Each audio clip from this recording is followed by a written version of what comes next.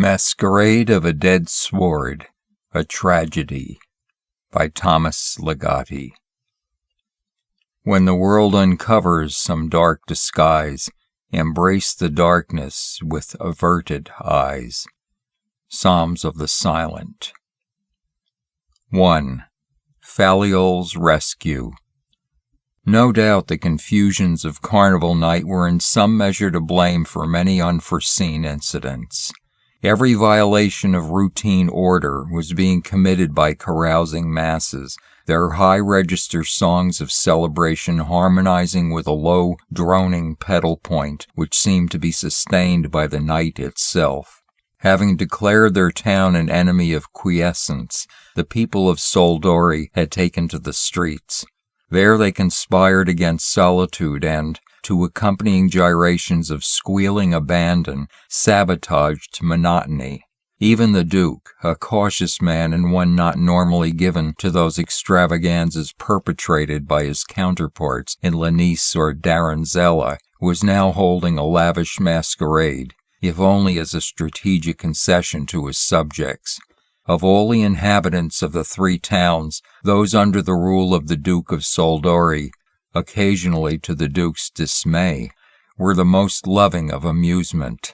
In every quarter of their usually sedate principality, frolicking merrymakers combed the night for a new paradise, and were as likely to find it in a blood match as in a bewitching countenance. All seemed anxious, even frantic, to follow blindly the entire spectrum of diversion, to dawdle about the lines between pain and pleasure, to obscure their vision of both past and future. So, three well-drunk and hog-faced men seated in a roisterous hostelry might well be excused for not recognizing Faliol, whose colors were always red and black.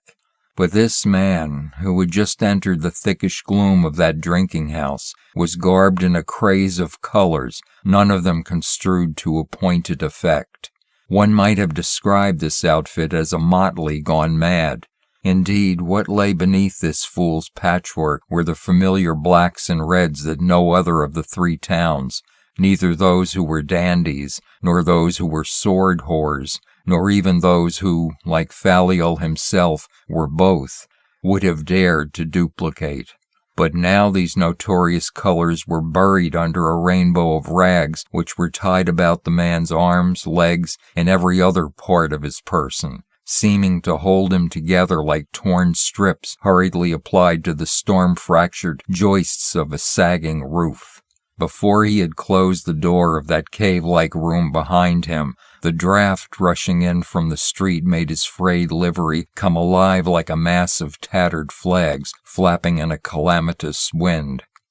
But even had he not been cast as a tatterdemalion, there was still so much else about Faliol that was unlike his former self. His sword, a startling length of blade, bobbed about unbuckled at his left side. His dagger, whose sheath bore a mirror of polished metal, which now seemed a relic of more dandified days, was strung loosely behind his left shoulder, ready to fall at any moment. And his hair was trimmed monkishly close to the scalp, leaving little reminder of a gloriously hirsute era. But possibly the greatest alteration, the greatest problem and mystery of Faliol's travesty of his own image, was the presence on his face of a pair of spectacles. And given that these spectacles were darkly tinged, as though fashioned from some murky substance, the eyes behind them were obscured. Still, there remained any number of signs by which a discerning scrutiny could have identified the celebrated Faliol, for as he moved toward a seat adjacent to the alcove where the booming-voiced trio was ensconced, he strode with a scornful, somehow involuntary assuredness of which no reversals of fate could completely unburden him, and his boots, though their fine black leather had gone gray with the dust of roads that a zealous equestrian such as Faliol would never have trod, still jangled with a few of those once innumerable silver links from which dangled small agate-eyed medallions, ones identical to the onyx-eyed amulet which in other days hung from a silver chain around his lean throat.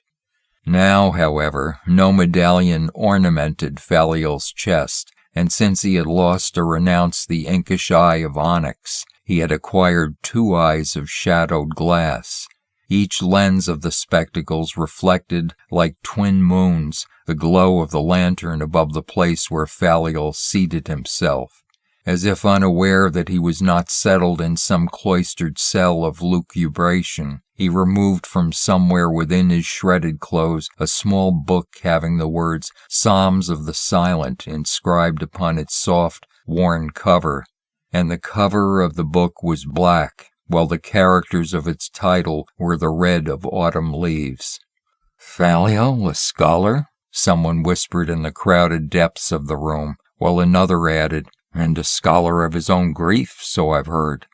Faliel unfixed the tiny silver clasp and opened the book somewhere toward its middle, where a thin strip of velvet marked his place. And if there had been a miniature mirror bound in place of the book's left-hand leaf, Faliel could have seen 3 thuggish men gazing mutely, not to say thoughtfully, in his direction. Moreover, if there had been a second mirror set at the same angle on the book's right-hand leaf, he could also have noticed a 4th pair of eyes spying on him from the other side of the hostelry's engrimed window panes. But there were only stern-looking letters written, to be precise handwritten in Faliel's own hand, upon the opposing leaves of the book. Thus Faliel could not have seen either of these parties who, for reasons separate or similar, were observing him. All he saw were 2 pale pages elegantly dappled by somber verses. Then a shadow passed across these pages, and another, and another. The 3 men were now standing evenly spaced before Faliel, though he continued to read as if they were not present. He read until the lantern above was extinguished, its stump of tallow snuffed out by the middleman's grossly knuckled stumps of flesh. Clasping his book closed, Faliel replaced it within the rags around his heart and sat perfectly still. The 3 men seemed to watch in a trance of ugsome hilarity at this slowly and solemnly executed sequence of actions. The face at the window panes merely pressed closer to witness what, in its view, was a soundless scene. Some words of insult appeared to be aimed at the man in rags by the 3 men standing before him. The first of them splashed some ale upon the bespectacled personage, as did the second man from his enormous tankard. Then more ale, this time expectorated, was received by the victim as the 3rd man's contribution to what became a series of petty torments. But Faliel remained silent and as motionless as possible, thereby expressing an attitude of mind and body which seemed only to provoke further the carnival-mad souls of the 3 Soldarians. As the moments passed, the men waxed more cruel and their torments more inventive. Finally, they jostled a bloody-mouthed Faliel out of his seat. 2 of them pinioned him against the planks of the wall, while the trio's hulking 3rd member snatched his spectacles. A pair of blue eyes was suddenly revealed. They firmly clenched themselves closed, then reopened as if bursting out of black depths and into the light. Faliel dropped to his knees and his mouth stretched wide to let out a strangled scream, the scream of a mute under torture. But very soon his features relaxed, while his ragged chest began pumping up and down with an even rhythm. He rose to his feet.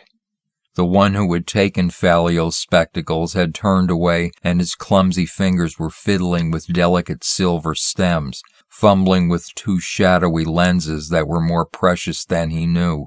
Thus amused and diverted, he did not perceive that Faliel had drawn his dagger from its shoulder sheath and was cutting away at his companions with stealth and savagery. "Where?" he started to shout to his loutish comrades as they ran ripped and bloody from the hostelry. Then he turned about-face to feel Faliel's sword against his greasy leather doublet. He saw, he must have seen, that the blade was unclean but very sharp, and he must have felt it scrape playfully against the chain-mail vest concealed beneath his doublet's sorry cover. Soon Faliel was lowering his blade until it reached the spot where the vest's protection no longer protected. "Now put them on, that you might see," he instructed the giant, who held what appeared in his hands to be tiny toy spectacles. "Put them on," he repeated in the toneless voice of one who was dead to all appeasement or mercy. The giant, his lip-licking tongue visibly parched, obeyed the command. Upon doing so, his body went rigid and became as if fastened to the floor on which it stood. Everyone in the room leaned closer to see the giant in dark spectacles, and so did the well-groomed face at the hostelry window.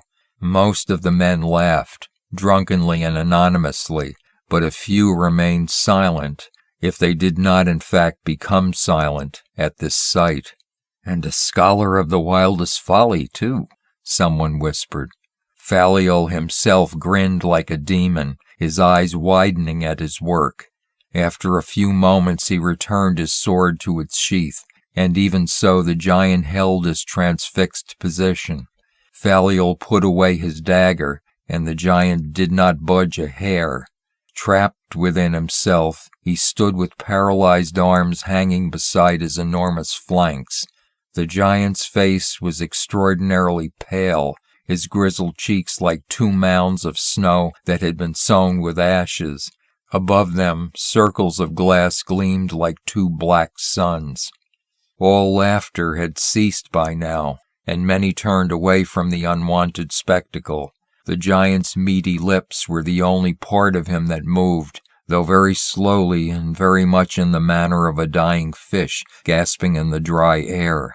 But having seen through Faliel's spectacles, the giant was not dying in his body, only his mind was a corpse. "The wildest folly," whispered the same voice. Gently, almost contritely, Faliel removed the spectacles from the face of the dumb-struck idol, and he waited until he was outside the hostelry before replacing them on his own. "Good sir," called a voice from the shadows of the street. Faliel paused, but only as if considering the atmosphere of the night, and not necessarily in response to a stranger who had accosted him. "Please allow me to identify myself with the name Streldone. I assume my messenger spoke with you last eve in Lenice. How generous of you to come to Soldori to meet with me.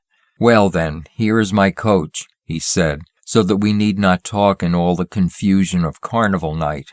And when the coach began moving down streets on the circumference of the festivities, this finely habited gentleman, though he was just barely more than a youth, continued to speak to a silent Faliel. "I was informed you had arrived in Soldori not long before this very moment, and have been waiting for a discreet interval in which to approach you. Of course you were aware of my presence," he said, pausing to scan Faliel's expressionless face. "How unfortunate that you were forced to reveal who you are back in that sty of a drinking house. But I suppose you couldn't allow yourself to undergo much more of that treatment merely for the sake of anonymity. No harm done, I'm sure."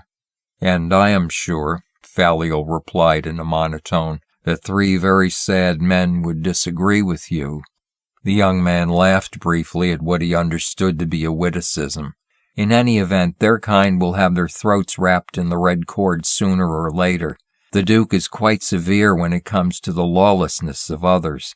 Which brings me to what I require of you tonight, presuming that we need not bargain over the terms my messenger proposed to you in Lenice." "Very well," said Streldone, though obviously he had been prepared to haggle over the matter. But he left no pause which might have been filled with the second thoughts of this hired sword, who looked and acted more like one of the clockwork automatons which performed their mechanical routines high above the town square of Soldori. Thus, with a slow turn of his head and a set movement of his hand, Faliel received the jeweled pouch containing 1/2 his payment. Streldone promised that the other portion would follow upon the accomplishment of their night's work, as he now portrayed its reasons and aims. It seemed there was a young woman of a noble and wealthy family, a princess in all but title, whom Strildona loved and who loved him in return, accepting his proposal of marriage and cleaving to his vision of their future as two who would be one. But there was also another, who was called Winja, though Strildona referred to him thereafter as the sorcerer. As Strildona explained the situation, the sorcerer had appropriated the young woman for himself. This unnatural feat was achieved, Strildona hated to say, not only through the powerful offices of the Duke of Soldori himself, but also with the willing compliance of the young woman's father.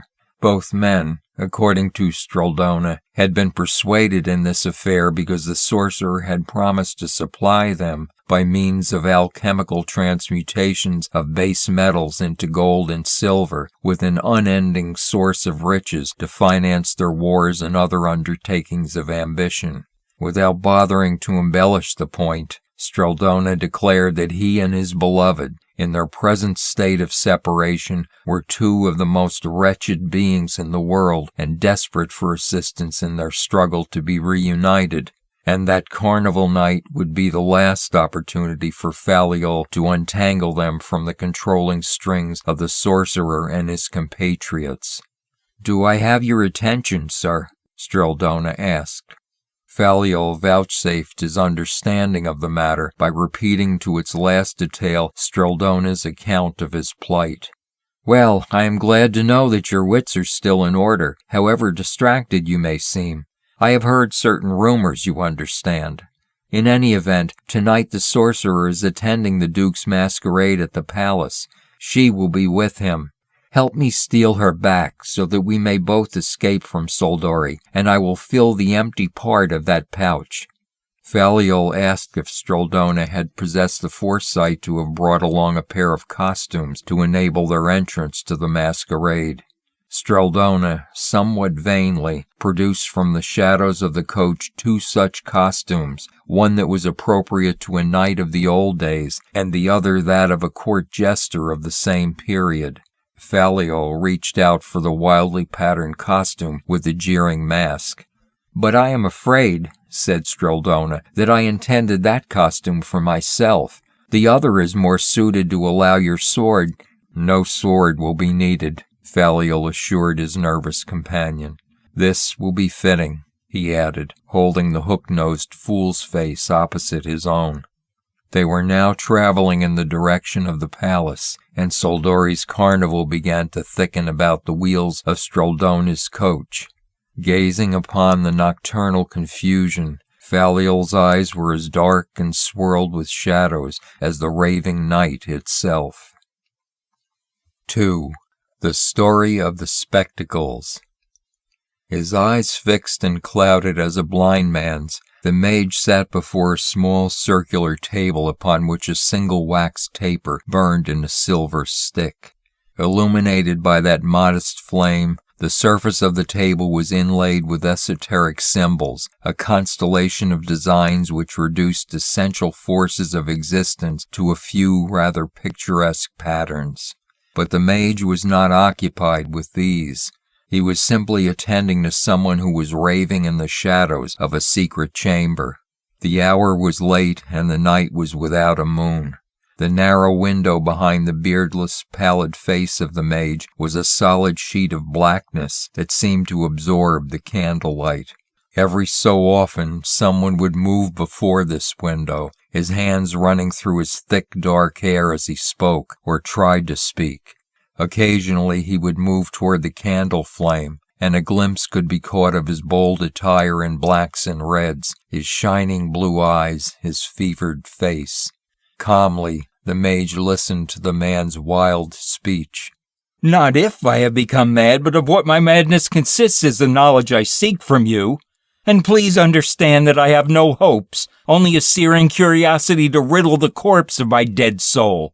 As for the assertion that I have always been engaged in deeds which one might deem mad, I would be obliged to answer, yes, countless deeds, countless mad games of flesh and steel.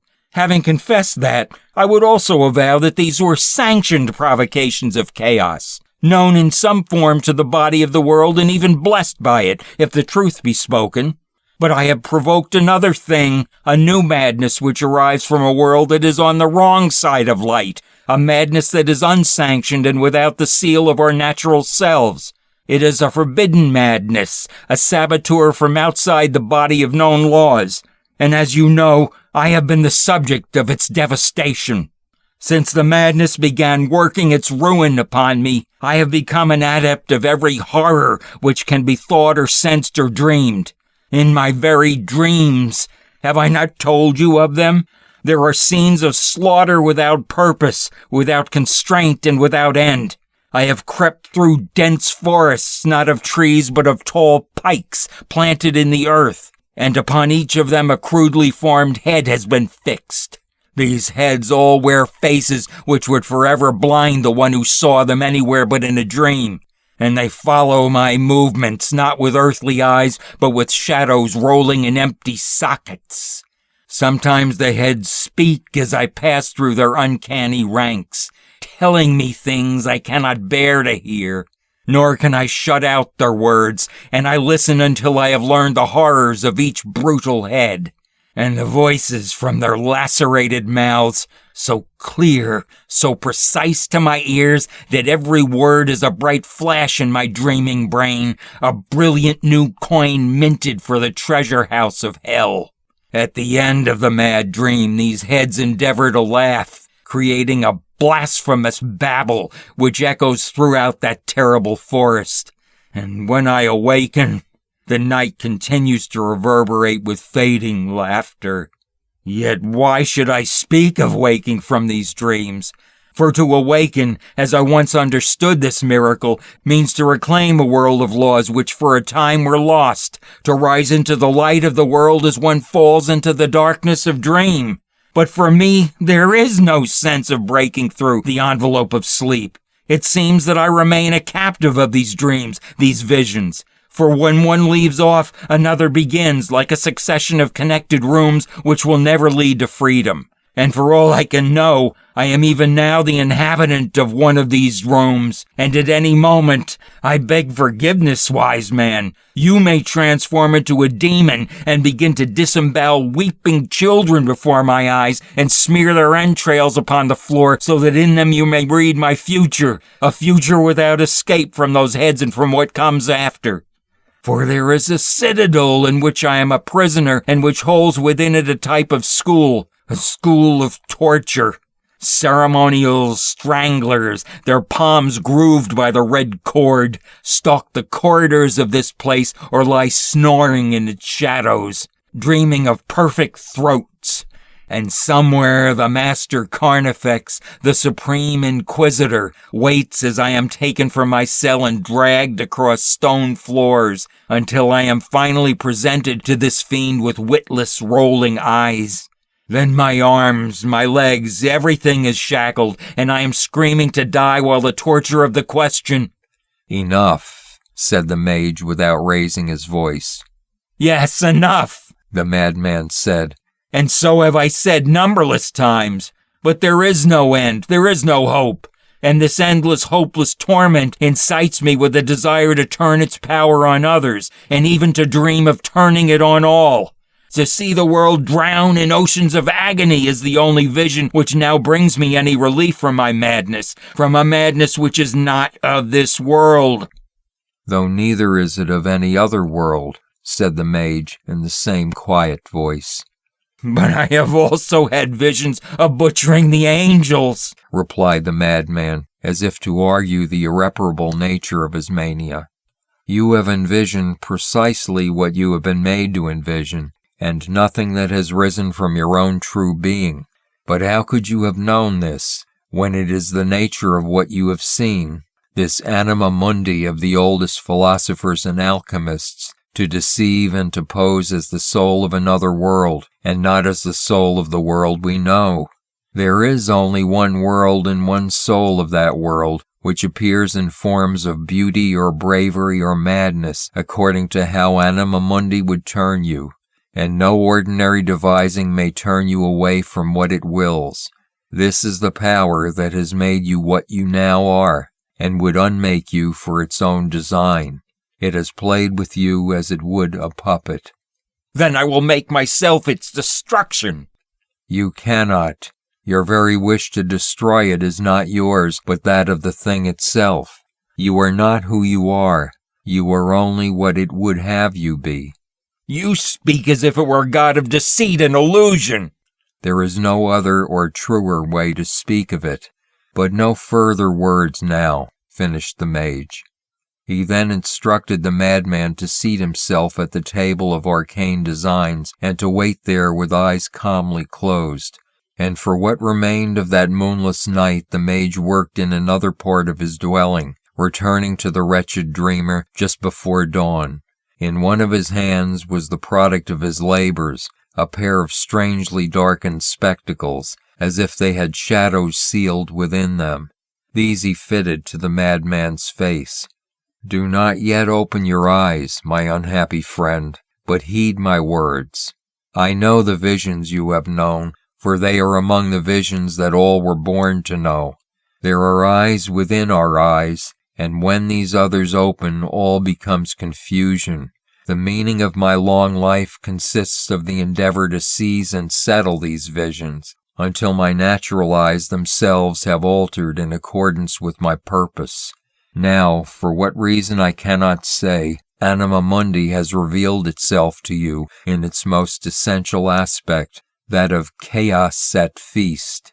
Having seen the face behind all its others, your life can never again be as you have known it. All the pleasures of the past are now defiled, all your hopes violated beyond hope. There are things which only madmen fear because only madmen may truly conceive of them. Your world is presently black with the scars of madness, but you must make it blacker still in order to find any solace. You have seen both too much and not enough. Through the shadow-fogged lenses of these spectacles, you will be blinded so that you may see with greater sight. Through their darkly clouded glass, Anima Mundi will diffuse into nothingness before you. What would murder another man's mind will bring yours peace. Henceforth, all these things will be in your eyes a distant play of shadows that fretfully strive to engage you, ghosts that clamor to pass themselves as actualities, masks that desperately flit about to conceal the stillness of the void behind them. Henceforth, I say, all things will be reduced in your eyes to their inconsequential essence, and all that once shined for you, the steel, the stars, the eyes of another, will lose its luster and take its place among the other shadows. All will be dulled in the power of your vision, which will give you the ability to see that the greatest power, the only power, is to care for nothing. Please know that this is the only means by which I may help you. You have been made ready to receive this salvation by your very torments. Though we cannot overthrow the hold that Anima Mundi has on the others of this earth, we must still try as we can. For as long as the soul of the world has its way, it will grieve all in whom it lives. But it will not live in you on the condition you obey one simple rule. You must never be without these spectacles, or your furies will return to you. There, now you may open your eyes. Faliol sat very still for some time, an ease of heart within him as he gazed through the spectacles. At first he did not notice that one of the mage's own eyes was closed, covered by a sagging eyelid. When at last he saw this and perceived the sacrifice, he said, "And how may I serve you, wise man?" Beyond the window at the back of the two figures, something seemed to be at watch. Neither man took note of the image, which was so obscure as to be nearly invisible. Some would call it a face, yet its features were translucent, such that not even the sharpest eye could read them clearly. Nor could any eye outside that room where Faliol and the mage sat quietly conversing suffer to behold such a vision. 3. Anima Mundi. While the revelers in the streets of Soldori remedied their discontents by throwing off the everyday face of orthodoxy, those attending the masquerade at the Duke's palace found their deliverance by donning other faces, other bodies, and perhaps other souls. The anonymity of that night, no unmasking was expected to be held, enabled a multitude of sins against taste, from the most subtle to the most grotesque indiscretions. The society of the court had transformed itself into a race of gods or monsters, competing at once with the brightest and highest of stars and the strangest of the world's lower creatures. Many would undoubtedly spend the succeeding days or weeks in darkened rooms behind closed doors, so that the effects their disguises had wrought on their bodies might be known to none.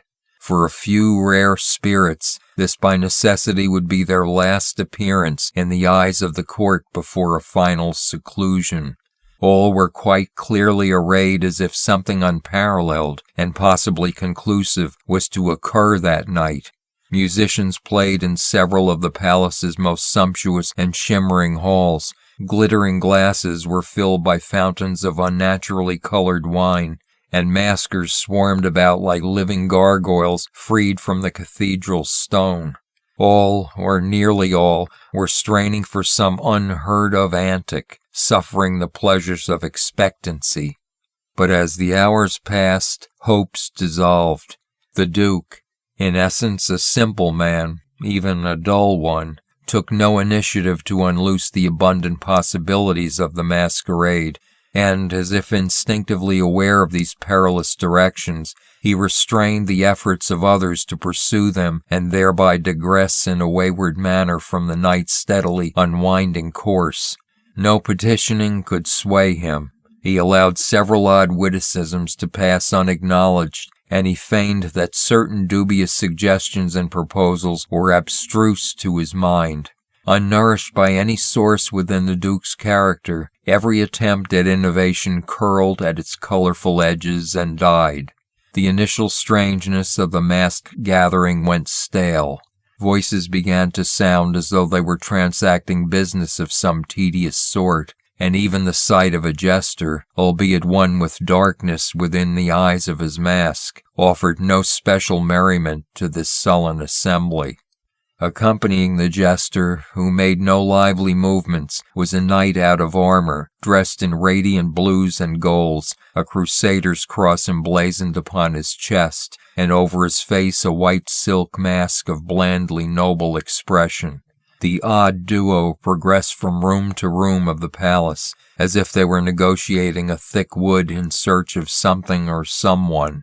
The knight was manifestly nervous, his hand too obviously ready to go for the sword at his side, his head patrolling with skittish alertness the bizarre world around him. The jester, on the other hand, was altogether composed and methodical, and with excellent reason.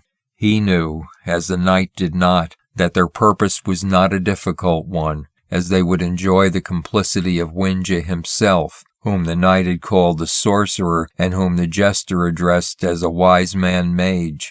With this advantage, Faliol might easily assist the knight in escaping Soldori.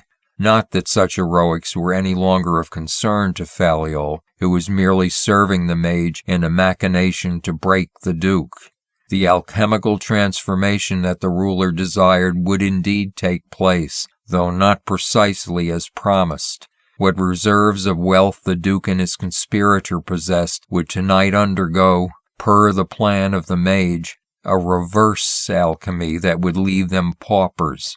And then his work would be done in Soldori, such as he could accomplish what he set out to do. The knight and the jester now paused at the arched entrance to the last and most intimate of the masquerade's many rooms. Pulling at the knight's golden sleeve, the jester angled his pointed, sneering muzzle toward a costumed pair in the far corner. The indicated figures were apparelled as monarchs of the old days, a king and queen in ancient robes and stoles and many-horned crowns. "How can you be sure they are the ones?" whispered the knight to the buffoon at his side. "Approach and take her hand. You will be sure. But say nothing until you have led yourselves back through these rooms into freedom." "But the king might well be the sorcerer in disguise," objected the knight. "He could have us both executed." Do as I tell you, though I cannot tell you all. You will see me greet the king and caper about as his jester. Believe me when I say that there is no sorcerer, only one who does what he can in this world against powers that can never be undone, and he has been working for your cause even before you knew of its troubles. Trust me that all will be well." "I do trust you," said the knight as he furtively stuffed a jeweled pouch twice the size of the first into the belt of the jester, though Faliol cared nothing for the copious reward. The two characters separated and merged with the murmuring crowd. The jester arrived first at their destination. From a distance he seemed to speak a few words into the king's ear, and then suddenly leaped back to play the fool before him, hopping about wildly. The knight bowed before the queen, and then without ostentation led her away to other rooms. Though her mask covered the expression beneath it, the manner in which she placed her hand upon the knight's appeared to reveal her knowledge of his identity. After they had gone, the jester ceased his antics and stood close to the statue-like king. "I shall watch the duke's men around us, who may have been watching you, wise man. And I shall see that our two little babes find their way through the forest," replied the mock monarch, who abruptly strode off. "But that was not part of your design," thought Faliol, and neither was the king's roguish voice that of the solemn mage. The dark eyes of the jester's mask followed the movements of the impostor until he became lost in the throng. Faliol had just started in pursuit when a strange commotion in another part of the palace adduced much talk on all sides. It seemed that something unheard of had finally occurred, though it did not gladden any of those who had hoped for a unique happening on that carnival night. The disturbance originated in the centermost of that labyrinth of capacious rooms composing the arena of the masquerade. To the surrounding as well as the more peripheral rooms, including the one in which Faliol was now caught by the crushing crowd, there first traveled what sounded like cries of amusement. These quickly transformed, however, into ambiguous outbursts of surprise unto the edge of shock. Finally, the uproar took on the character of intense horror, all voices in alarm and confusion. Tidings passed rapidly, though less and less reliably, from mouth to mouth, room to room. Something terrible had happened, something which had begun or was initially perceived as a fabulous hoax. No one knew exactly how it was possible, but there suddenly appeared an outlandish spectacle in the midst of the most congested room of that night's affair. The matter of the event was that two participants in the mask, without being spied by those around them, had donned costumes which went far beyond the most gruesome scene beforehand at the palace gathering. Among some persons, word circulated about semblances most closely akin to giant leeches or worms, for they did not walk upright but writhed along the floor as if absent of bones. Others heard that these prodigies of disguise possessed countless tiny legs, and thus more properly resembled centipedes of some type. Still others averred that what was now in their company were not masqueraders but things inhuman in nature, having many-taloned claws, reptilian tails, serpent faces, and an overall composition of fantastical beasts which could not be dissembled by man nor woman. But whatever may have constituted the true substance and form of these beings, at some stage they affected the crowd with a panic past all reckoning. And however subsequent actions were construed to transpire, the consequence was that these bizarre intruders were hacked and torn and trampled owing to an unreasoning revulsion for their aspect or many aspects. Tragically, once the massacre was accomplished, it was not the slaughtered remains of two uncanny monsters that the masqueraders, their masks removed, looked down upon. Instead, it was two of their own, a knight and queen of the old days, whose blood was spreading across the ornate designs of the palace floor. Their bodies, which they had feared would be lastingly parted, were now all but indistinguishable from each other. Throwing off his jester's face, Faliol worked himself near enough to the scene to view the horror with his own shaded eyes. A tragedy, yes, but not such that would return Faliol to his furies, for the image he saw immediately took its place among the seamless and unending flow of hellish idola which constituted anima mundi, and which, in his vision, was a monotonous tapestry of the terrible ceaselessly unfurling itself in the faintest shades of gray. Thus, the appalling tableau was neither more nor less sinister in his sight than any other which the world might show him. "Look again, Faliol," said a voice at his back, as a forceful boot propelled him toward the carnage. But why was everything painted with such brilliance now, when a moment ago it was all so insipid? Why did every piece of mutilated flesh pulse with color? And why was Faliol wholly benumbed by these red-smeared forms and their unhappy fate? He had been charged to save them, and he could do nothing.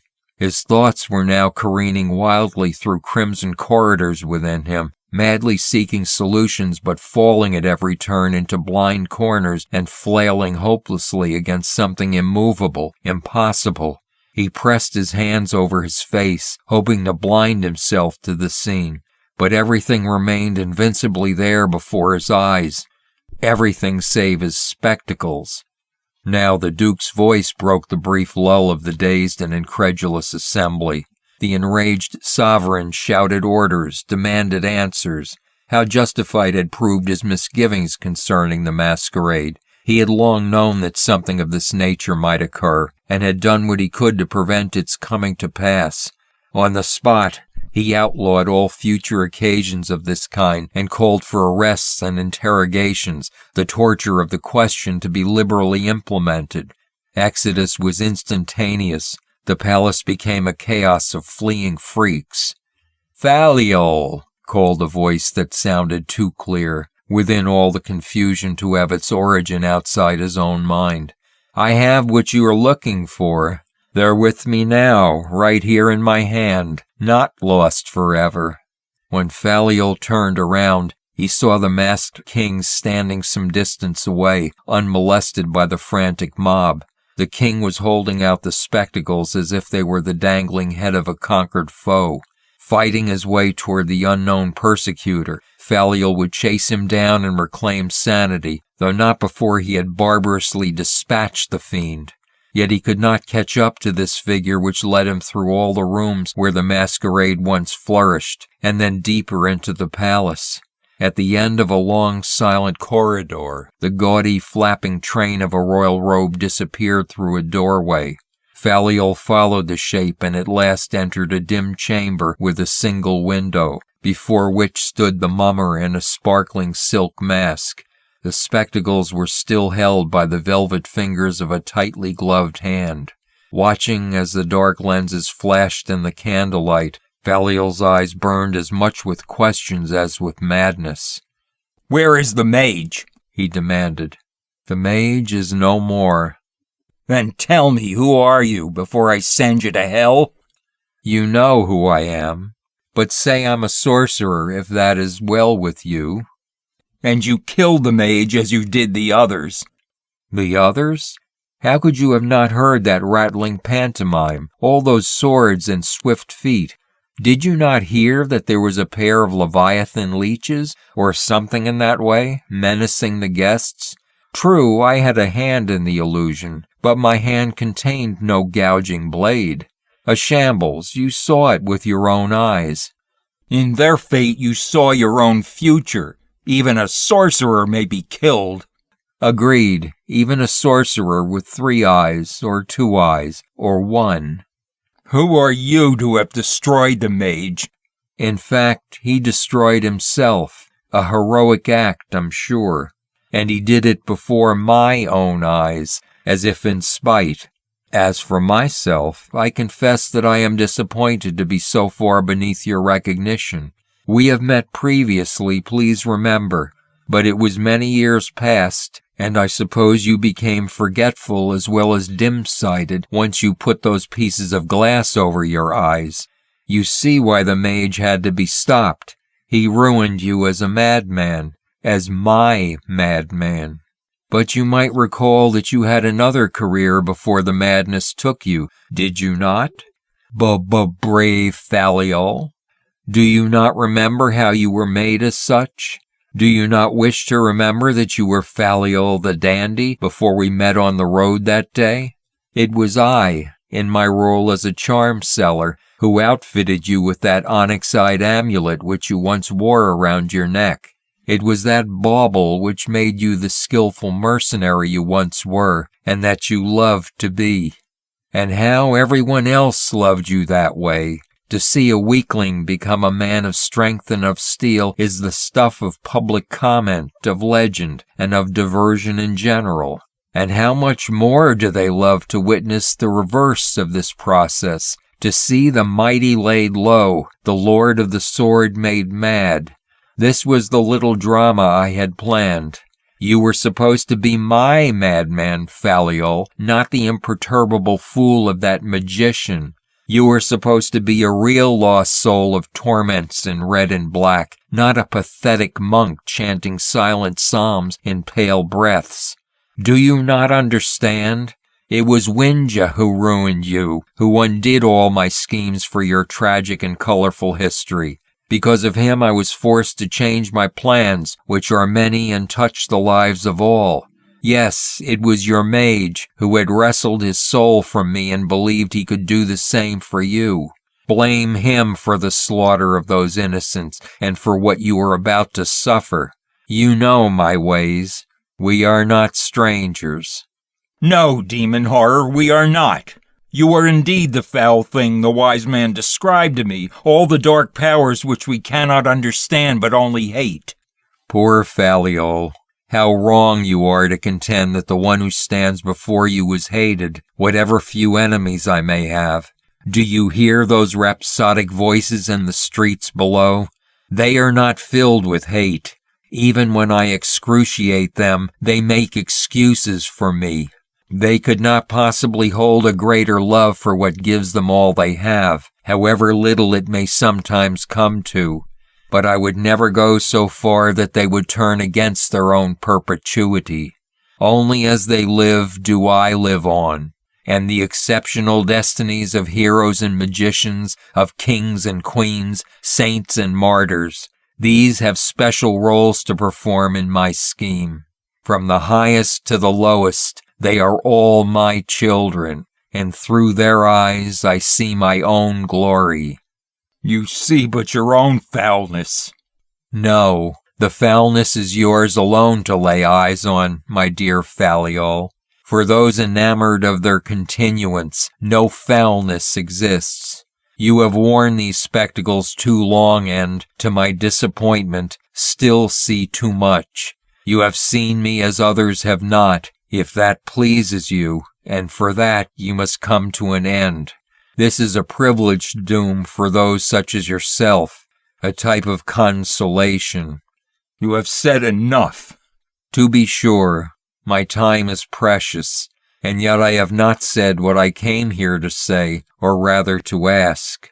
You know the question, do not deny it, Faliol, the one you dreamed in those mad dreams I sent you.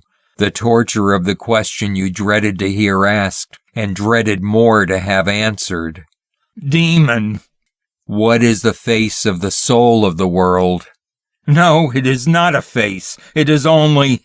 Yes, there is a face, Faliol, and you will see it, said the masked figure as it peeled away its mask.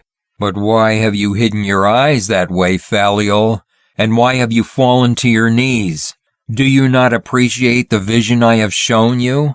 Could you ever have imagined that your existence would lead you into the presence of such a sight? Your spectacles cannot save you now. They are only so much glinting glass. Hark to my grinding them underfoot upon the cool marble of the floor. No more spectacles, Faliol. And I think, too, no more Faliol. Can you understand what I am telling you now, jester? Well, what have you to say? Nothing? How black your madness must be to make you so rude. How black. But see, even if you will not, how I have provided these escorts to show you the way back to the carnival. which is where a buffoon belongs. And be sure that you make my legions of admirers laugh, or I will punish you. Yes, I can still punish you, Faliol. A living man can always be punished, so remember to be good. I will be watching. I am always watching. Farewell, then, fool." A glazoned guard on either side of him, Faliol was dragged from the Duke's palace and given to the crowd which still rioted in the streets of Soldori, and the crowd embraced the mad jester, hoisting his jingling form upon their shoulders, shaking him like a toy as they carried him along. In its scheme to strangle silence forever, Soldori's unruly populace bestowed a robust refrain to Faliol's sickly moans. Into an onyx-black night his eyes gazed and his mind vanished. But there must have been some moment, however brief, in which Faliol regained his old enlightenment and which allowed him to accomplish such a crucial and triumphant action. Was it solely by his own sleeping strength, fleetingly aroused, that he attained his greatest prize? If not, then what power could have enabled his trembling hands to reach so deeply into those haggard sockets, and with a gesture brave and sure dig out the awful seeds of his suffering? However it was done, the deed was done well, for as Faliol perished his face was flushed with a crimson glory, and the crowds fell silent, and a new kind of confusion spread among them, those heads which were always watching, when it was found that what they were bearing through the streets of Soldori was only Faliol's victorious corpse.